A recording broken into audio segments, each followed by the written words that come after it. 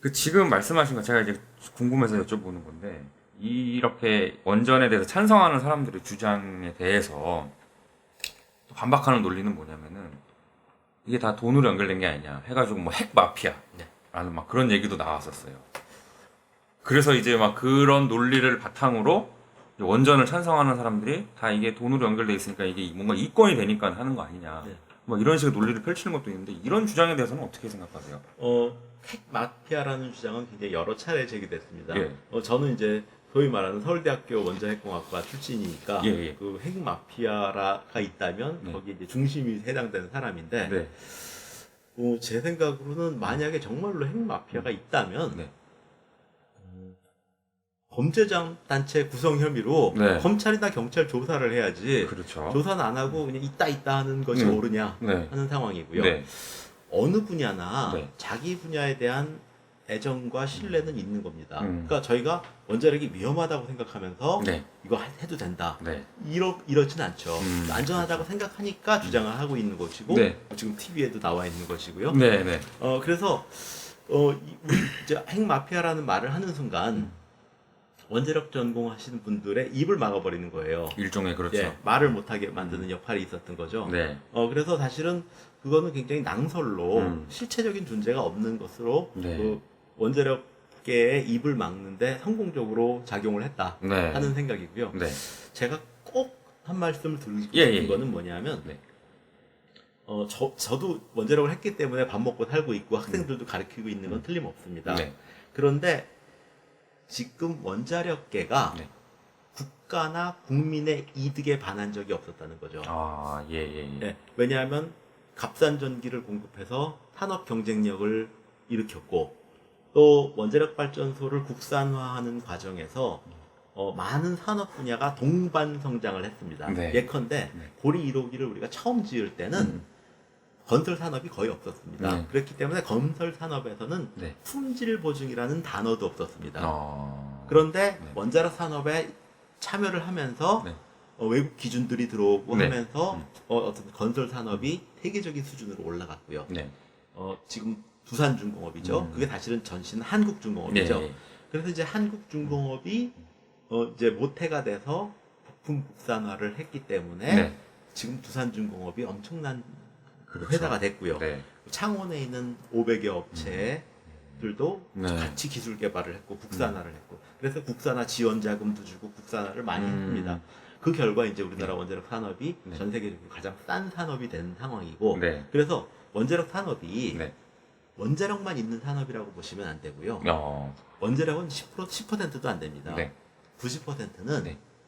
다른 산업이 밑에 깔려 있는 겁니다. 연계가 돼 있는 거. 예. 그래서 지금 실은 요즘 이제 조선 산업이 굉장히 안 좋지 네. 않습니까? 네. 그러면 조선 산업에서 종사했던 용접사들이 굉장히 고품질의 용접을 요구하거든요. 네네. 그분들이 실은 원전 건설 현장에서 일합니다. 아. 그래서 이제 조선 산업과 네. 원전 건설은 네. 그 용접사라는 걸 매개체로 연결되어 있는 산업입니다. 아. 그래서 사실은 예. 이 원자력 산업이 예. 원자력만으로 생각하시면 안 되고 원자력을 둘러싼 중공업, 네. 그다음에 중소기업, 부품, 네. 토목 이게 연결된 산업으로 이해하셔야 됩니다. 예, 알겠습니다. 그 이제 한국 원전의 역사에 대해서 조금 여쭤보겠습니다.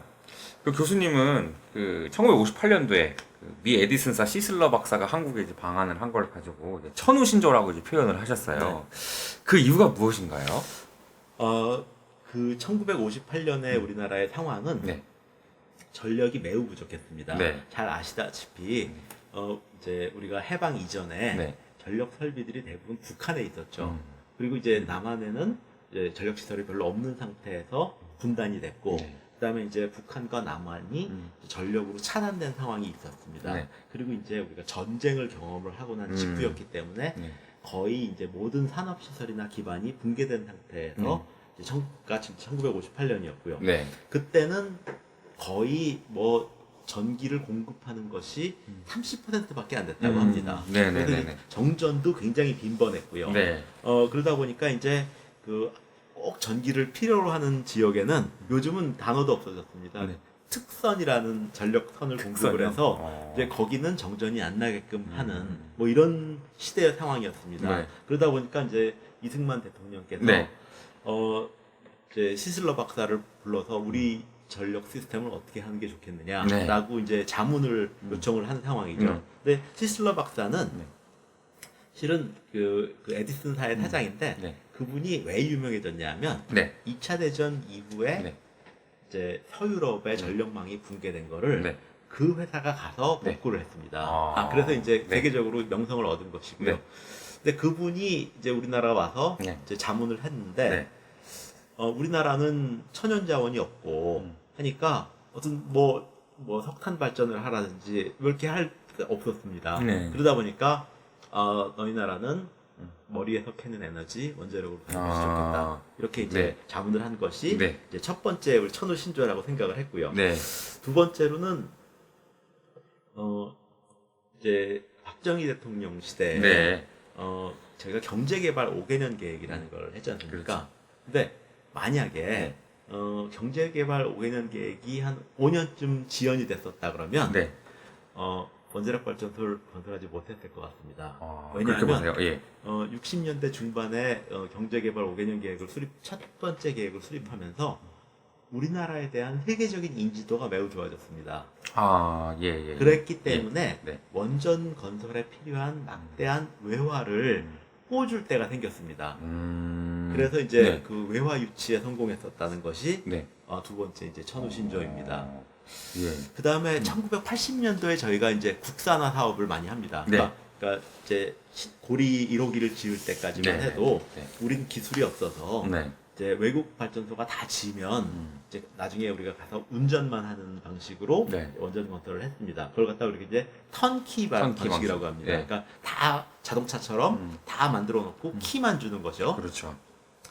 근데 이제 그 당시엔 우리는 수출이 굉장히 중요한 과제였고, 또 대통령께서도 굉장히 역점을 둬서 이제 원전 기술을 국산화하자 뭐 이런 얘기를 했는데, 저게 이제 80년도가 국산화 시기입니다. 79년도에 쓰리마일 아일랜드 사고가 미국에서 나면서 갑자기 미국 내 원전 산업이 신규 수주를 못하는 상황이 됐습니다.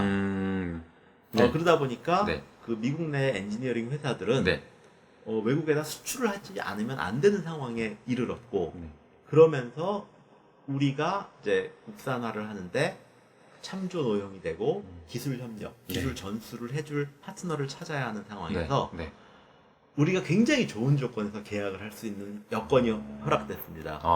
그래서 저는 이제 천우신조라는 표현을 썼는데요. 만약에 우리가 다른 나라였고 시기가 고시기가 아니었으면 국산화를 못하지 않았을까 하는 생각을 좀 해봅니다. 충분히 그럴 수 있겠는데요. 모든 것들이 굉장히 맞아떨어졌었던 것이라고 생각합니다. 결국에는 이승만 대통령이 초석을 깔고 박정희 대통령이 그 기반을 바탕으로 이제 한국 원전의 발전을 크게 이제 일궈낸 거라고 이제 볼 수가 있을 것 같은데, 이제 좀 정리를 한다고 하면은 이제 뭐 대한민국 원전의 역사가 이렇게 근 60년이라고 보면 되겠네요. 60년 이상 이렇게 추진을 해왔는데, 이제 이 정부 들어서 탈원전 정책으로 이제 변모를 하고 있는 것 같은데, 이 정부에 좀 당부하고 싶으신 말씀 있으실 것 같아요. 첫 번째로는 에너지 정책은 안정성이 최우선의 정책입니다. 안정성이라는 건 안전이랑 다릅니다. 그렇죠. 연료 공급을 안정적으로 할 수 있느냐, 또 전력 수요와 공급이 끊어지지 않느냐, 이런 겁니다. 전력의 안정성을 최우선으로 하지 원별로 뭐를 넣고 뭐를 빼고에 너무 몰두하지 말아라 하는 것이 이제 제 첫 번째 당부하고 싶은 거고요. 안정성을. 두 번째로는 지금은 마치 이제 이념화가 된 겁니다. 원자력은 악한 것, 재생에너지는 선한 것, 이렇게 이제 이념화가 돼 있어서 그 이념화라는 것이 왜 위험하냐 하면 기술이라는 거는 사실이 지배를 해야지 인식이 지배하면 안 되거든요. 그래서 그 이념화 돼가지고 어떤 대결 구도로 간다거나 이러면 이거는 어떤 끝도 없는 정치 문제가 돼버리는 거지 기술 문제가 되지 않습니다. 그리고 지난번 고리 1호기의 어떤 연구 정지식에서 대통령께서 이제 나오셔서 이제 그 선언을 하셨는데 네. 그거에 대해서 이제 말들이 많습니다. 왜냐하면 지금 그 자리는 40년을 성공적으로 운전하고 퇴역하는 고리 1호기의 네. 자리고 네. 그 많은 종사자들이 있는데 네. 과연 탈핵 선언을 하셔도 그 자리에서 하셔야 되는가 하는 게 제기가 되고 있고요. 장소 적합성에 문제가 있습니다. 두 번째로는 일본이라는 다른 나라의 불행을 국가의 수반이 그렇게 언급하셔도 되느냐 쉽게. 근데 그때 그 데이터도 잘못 그렇죠. 얘기를 했었죠. 그리고 뭐 1368명이 네. 사망했다는 것도 사실은 그 피난 갔다가 그 쓰나미 피해로 피난 갔다가 그 질병 사하시거나 네. 아니면 그 노령으로 돌아가신 분들인데 그렇게 표시를 해서 그 항의를 받기도 했죠. 네. 그리고 이제 무슨 세월호하고 비교를 하셨고 네. 사실은 세월호처럼 뭐 설령이 오래된 거라고 치면 미국에는 벌써 84기의 원전이 수명 연장 허가를 받아서 운전을 하고 있거든요. 네. 그리고 이제 세월호 침몰한 게 오래돼서 침몰한 게 아니고 평형수 빼고 과적해서 그렇죠. 침몰한 거기 때문에 네. 전혀 다르죠. 네, 그래서 케이스가. 대통령을 보좌하는 분들이 네. 어떻게 그런 거를 대통령을 읽게 하셨을까? 또 왜 그 자리에 나오게 하셨을까에 대해서 많은 회의론이 제기가 됩니다. 네. 그래서 저는 네. 이제 행정부의 수반이 되셨기 때문에 네. 시민운동가나 이런 네. 분들의 얘기를 듣는 것이 아니라 네. 전문가의 말씀을 듣고 정책을 펴주셨으면 좋겠다 네. 하는 것이고요. 네. 최근에 보면은 대통령께서는 이제 취임 일성으로 네. 협치를 하시겠다는 것과 예. 이제 소통을 말씀을 하셨어요. 예. 근데 이제 다른 분야는 모르겠습니다. 근데 네. 그 에너지 분야에서는 전혀 소통과 협치의 그 증거를 찾을 수 없습니다. 지금 한 2개월이 됐는데요. 네. 이제 예컨대 지금 산업부는 대통령의 지시사항에 굉장히 쉽게 순응을 하고 있습니다. 그러면서 이제 자기 부정적인 태도를 보이고 있죠. 과거에 이제 원자력 막 하던 데가 원자력은 안 좋다 이런 얘기도 하고 그것이 정말 대통령이 협치를 하시고 전문가를 존중하시고 그다음에 행정부를 존중하면서 네. 정책을 편다면 네. 그렇게 될까? 네. 아니면 상명하달식으로 행정을 하시기 때문에 그런 일이 생길까? 그런 것들이 좀 걱정이 됩니다. 네. 가장 중요한 거는 뭐냐면 에너지 정책은 굉장히 오랜 정책입니다. 네. 그러니까 원자력 발전소를 한번 지어놓으면 짓는데 10년 걸리고 운전하는데 60년 예. 걸리고 네. 폐로화까지 하면 거의 한 100년이 걸리는 산업입니다. 네. 그렇기 때문에 뭐 3개월 만에 결정하겠다 이런 태도는 전혀 맞지 않는 태도고요. 정말 오랜 수기의 시간을 걸쳐야 되는 태도이고요. 또 하나는 다음 정권, 다음 대통령이 되어도 네. 이 정책을 존중할 만한 정책을 세워달라는 겁니다. 영속성이 있게요. 그렇죠. 예를 들어서 지금 영국 같은 경우에는 2000년대 초반에 그 토니 블레어가 수상일 때 에너지 정책을 수립을 합니다. 네. 그리고 나서 그동안에 수상이 여러 번 바뀌었죠. 근데 그 토니 블레어 씨는 노동당이었고 네. 그 다음 총리도 노동당이고 그 다음 총리는 보수당이고 네. 지금 총리도 보수당이시죠. 네. 그러니까 당이 바뀌었고 네. 총리가 바뀌었음에도 불구하고 토니 블레어 총리께서 세운 정책이 지속적으로 유지되고 있습니다. 네. 저는 그것들이 정말 저 나라는 나라다운 나라구나 네. 라는 생각이 듭니다. 그래서 이제 대통령이 바뀌어서 어느 날 갑자기 탈핵을 선언을 하고 네. 또 다음 대통령이 어느 분이 오실지 모르겠지만 네.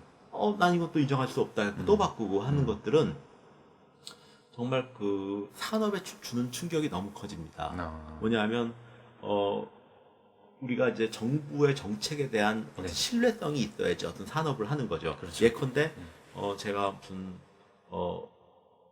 짜장면집을 차렸는데 중국집을 차렸는데 갑자기 밀가루 값을 100배로 올렸다거나 그렇죠. 이러면은 어떤 산업을 믿고 할 수가 없는 거잖아요. 네. 그러니까 사실은 이제 정부 정책이 네. 어려운 겁니다. 그러니까 네. 지속성과 혁신성을 같이 가지고 가야 되는 건데 네. 혁신성을 가져야 되는 정부의 정책이 있고 네. 지속성을 가져야 되는 정책이 있는데 네. 저는 에너지 정책은 네.